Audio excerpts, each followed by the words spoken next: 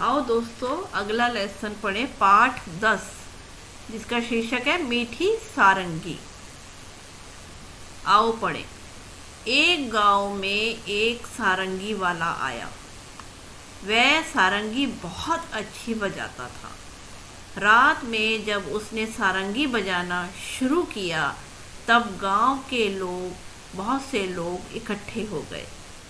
सारंगी की मीठी आवाज़ और सारंगी वाले के बजाने की कला से गांव के लोग दंग रह गए।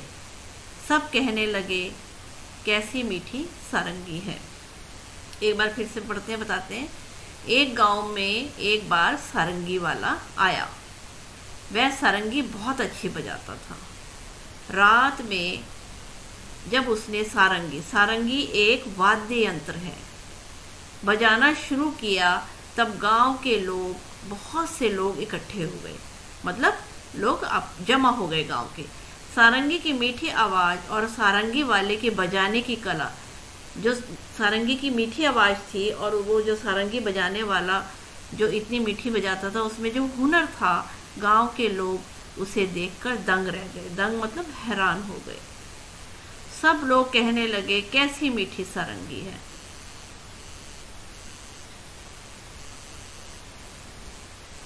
कितना आनंद आ रहा है। आनंद मतलब मजा आ रहा है, क्योंकि सुनने में अच्छा लग रहा है। वहीं पास में बैठा हुआ भोला भी लोगों की ये बातें सुन रहा था। वह मन ही मन कहने लगा, इन लोगों को सारंगी बहुत मीठी लगी, लेकिन मेरा तो मुंह मीठा हुआ ही नहीं। ये सब झूठे हैं।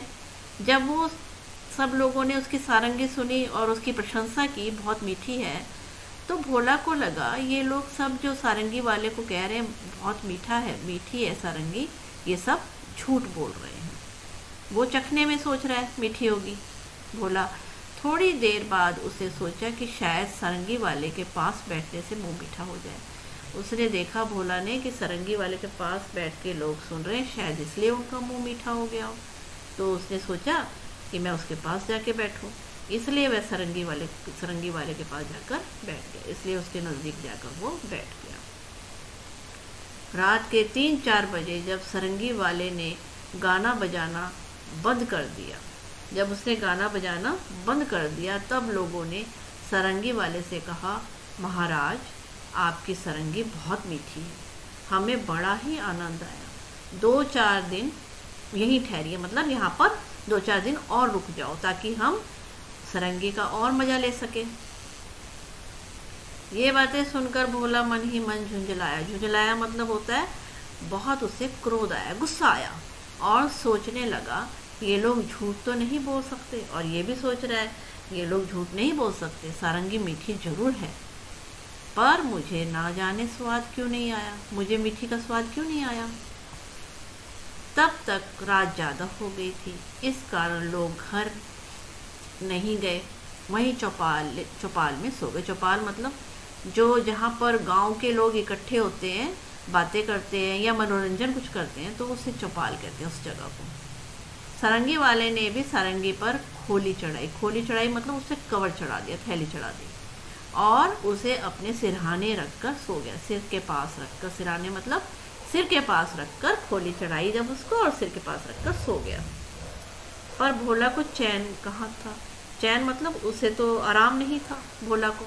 जब लोग नींद में खर्राटे लेने लगे तब उसने चुपके से उठकर वह सारंगी उठा ली। जब लोग सब सो रहे थे, उसने वो सारंगी उठा ली और ऊपर का खोल उतार कर उसे जीभ से चाटा। और उसने उसका खोल जो ऊपर थैली थी ना, उससे बाहर निकाला और उसे जीभ से चाटा। कुछ स्वाद नहीं आया। अब उसने सारंगी को खूब हिलाया। अब उसने क्या किया, पहले तो चाटा, अब उसे खूब हिलाया उसको, कि शायद उसके अंदर मीठा होगा, हिलाने से आएगा। उसके छेद को मुंह के पास लाकर, अब उसका जो छेद था ना, उसको मुंह के पास लाया और मुंह में उड़ेला कि ऐसे कुछ मीठा आ जाएगा। ये देखो सारंगी को चाट रहा है। और फिर इसने मुंह पे उलट दिया ताकि कोई मीठी बूंद आ जाए, पर सारंगी से एक भी मीठी बूंद नहीं निकली। वह लोगों की बेवकूफ़ी पर, जो लोग थे ना, उसकी बेवकूफ़ी नासमझी पर बहुत झुंझलाया, बहुत गुस्सा आया। अब की बार उसे सारंगी को गांव से बाहर दूर जाकर फेंक दिया। उसे क्या किया, सारंगी को ले गया और दूर जाकर फेंक दिया। वह लोगों की बेवकूफ़ी पर हंसता हुआ अपनी जगह पर आकर चुपचाप सो गया। लोगों को सोचा ये तो बेवकूफ़ है, ना समझे, ये इसको ऐसे ही मीठा कह रहे हैं, और जाकर सो गया।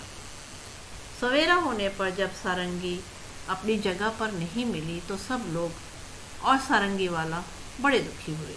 लोग कहने लगे बड़ी मीठी सारंगी थी, पता नहीं कौन ले गया। भोला इस बात को ना सुन सका और गुस्से से बोला, क्या खाक मीठी थी? खाक मीठी थी का मतलब, खाक मतलब मिट्टी, उसका तो कोई स्वाद नहीं होता। तो वो कह रहा है क्या खाक मीठी थी? मैंने तो उसे अच्छी तरह चाटा था, मैं तो उसे बहुत अच्छे से चाटा था, उसे जरा भी मिठास नहीं थी। तुम सब लोग झूठे हो और बाबा जी की खुशामद करते हो। खुशामद मतलब बाबा जी की तुम चापलूसी कर रहे हो, झूठी बात कर रहे हो। ये लोगों ने पूछा पर सारंगी है कहाँ? उसे कहा गांव के बाहर पड़ी है। लोगों ने भोला की बेवकूफ़ी पर सिर पीट लिया। उसने कहा कि सिर पीट लिया लोगों ने बेवकूफ़ी पर उसकी। अब आए अभ्यास प्रश्न की तरफ। सारंगी की मिठास। गांव वाले कहते थे कैसी मीठी सारंगी है, इसका क्या मतलब है? सही पर ऐसे टिक का निशान लगाओ। सारंगी चखने पर मीठी थी, सारंगी से निकलने वाली आवाज़ सुनने में अच्छी लगती थी, या सारंगी के आसपास मधुमक्खियाँ भिनभिना रही थी। इनमें से हमने एक को टिक करना है। सारंगी से निकलने वाली आवाज़ सुनने में अच्छी लगती थी, इसका ये आंसर है, यहाँ टिक लगाना है। अब तुम समझ गए होंगे कि गांव वाले सारंगी को मीठी क्यों कहते थे। अब बताओ कड़वी बात का क्या मतलब होगा? तो इसका आंसर है, कड़वी बात का मतलब है ऐसी बात जो चुभने वाली हो, जो चुभने वाली हो उसे हम कड़वी बात कहेंगे। जो कोई बात करेगा, इसका आंसर सीधा सीधा यही है कि कड़वी बात का मतलब है ऐसी बात जो चुभने वाली लगे। कहानी से आगे अगला अभ्यास करते हैं, कहानी से। भोला ने क्यों सोचा कि सभी झूठ बोल रहे हैं? ऐसा भोला ने क्यों सोचा कि सभी झूठ बोल रहे हैं? सारंगी सुनकर जब भोला का मुंह मीठा नहीं हुआ तो उसे लगा ये सब लोग झूठ बोल रहे हैं। भोला को सारंगी का स्वाद क्यों नहीं आया? भोला संगीत की मधुरता से अनजान था। उसे संगीत की मधुरता, सारंगी की जो मधुरता थी उससे अनजान था, इसलिए उसे सारंगी का स्वाद नहीं आया। भोला ने किस किस तरह से यह जानने की कोशिश की कि सारंगी मीठी है। तो उसने क्या क्या किया पता लगाने के लिए? सारंगी को पहले चाटा तो उसे मीठी नहीं लगी, फिर उसे सारंगी को खूब हिलाया और उसके छेद को मुंह के पास लाकर मुंह में उड़ेला, तब भी उसे मीठी नहीं लगी। खोल। सारंगी वाले ने सारंगी पर खोल चढ़ाया और अपने सिरहाने रखकर सो गया। सारंगी वाले ने अपनी सारंगी पर खोल क्यों चढ़ाया होगा? सारंगी वाले ने अपनी सारंगी पर खोल उस पर धूल मिट्टी से बचाने के लिए चढ़ाया होगा। और किन किन चीज़ों पर खोल चढ़ाया जाता है? इसका आंसर दो। तकिया पर, रजाई पर और गिटार पर आदि पर खोल चढ़ाया जाता है। गाओ बजाओ। सारंगी, ढोलक, इकतारा, तबला, बांसुरी, शहनाई, ढपली, सितार, गिटार, हारमोनियम। ऊपर संगीत के बाजों के नाम लिखे हैं। ये जो सब संगीत के क्या लिखे हैं? बाजों के नाम लिखे हैं। इनमें से कुछ तार छेड़कर बजाए जाते हैं, कुछ हाथ की थाप से देकर। इसके नाम सही जगह पर लिखने। अब ये जो सब हैं, इनको हमने तार वाले जो हैं, इनमें से तार वाले जो हैं यहाँ छाट के लिखने हैं, और ये जो ऊपर हैं ये जो थाप वाले यहाँ लिखने हैं, और अन्य जो जिसमें तार भी नहीं है थाप भी नहीं है वो यहाँ हमें लिखने हैं। तो इस तरीके से इसको हमने उतारना है। अब तार वालों के लिए हम यहाँ पे सबसे पहले यहाँ देखेंगे सारंगी, इकतारा, सितार, गिटार। अब थाप वाले कौन से? ढोलक, तबला, ढपली, ये सब थाप वाले हाथ के। और अन्य में क्या भरेंगे? बांसुरी, शहनाई और हारमोनियम।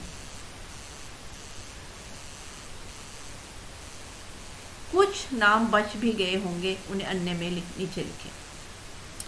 ऊपर लिखे बाजों की जगह जगह पर बजाया जाता है। सोच कर लिखो इन जगहों पर क्या क्या बजाया जाता है। अब हमें इन जगहों पे बताना है क्या क्या बजाया जाता है। रेलगाड़ी या बस पर क्या बजती है?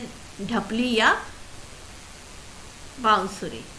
घर में किसी अवसर पर क्या बजाई जाएगी? ढोलक या शहनाई। अब भजन कीर्तन में यहाँ पे क्या भरेंगे?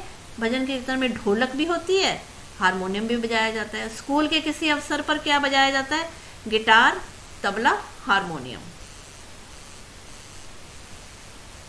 चटखारे। इस कहानी में मिठास की बात है। तुम्हें कौन कौन सी चीज़ें, मीठी चीज़ें अच्छी लगती हैं? तो यहाँ पर बच्चों से पूछो दोस्तों, वो बताएंगे क्या क्या चीज़ें अच्छी लगती हैं। चॉकलेट, मिठाई, आइसक्रीम, मीठी चीज़ें और आम आदि पसंद है। क्या खाने की चीज़ें सिर्फ मीठी होती हैं? मीठी के अलावा उनका और क्या क्या स्वाद होता है? खाने की चीज़ें सिर्फ मीठी ही होती हैं, मीठे के अलावा उनमें क्या क्या स्वाद होता है? ये बच्चों से पूछना है और बताना है। मीठे के अलावा खट्टा और कड़वा भी स्वाद होता है। अब नीचे लिखे खाने पीने की चीज़ों को स्वाद के हिसाब से लिखना है। आम, मिर्च का अचार, जलजीरा, नींबू, शहद, चीनी, नमक, दूध, आंवला, करेला, अदरक आदि। तो हमने यहाँ पे सबसे पहले हम मीठी चीज़ भर देंगे, लिख देंगे। यहाँ लिखेंगे आम, शहद, चीनी, दूध। यहाँ पे अब खट्टी चीज़ों में लिख देंगे जलजीरा, नींबू, आंवला। और यहाँ पे हम लिखेंगे मिर्च का अचार, नमक, करेला और अदरक आदि यहाँ पे भरेंगे। अब जैसे तुम इस तालिका में कुछ नाम अपने मन से भी जोड़ सकते हो। नीचे लिखे हुए शब्दों को बोलकर देखो। बांसुरी, बंसी, हंस, हंस। अब नीचे दिए गए शब्दों में चंद्रमा बिंदी या अनुस्वार, इसे अनुस्वार कहते हैं, लगाओ। ये इन्होंने शब्द दे रखे हैं, इस पे हमें लगाने। अब जैसे यहाँ पे दे रखे हैं इसमें चांद, यहाँ पे क्या लगेगी? चंद्रमा बिंदी।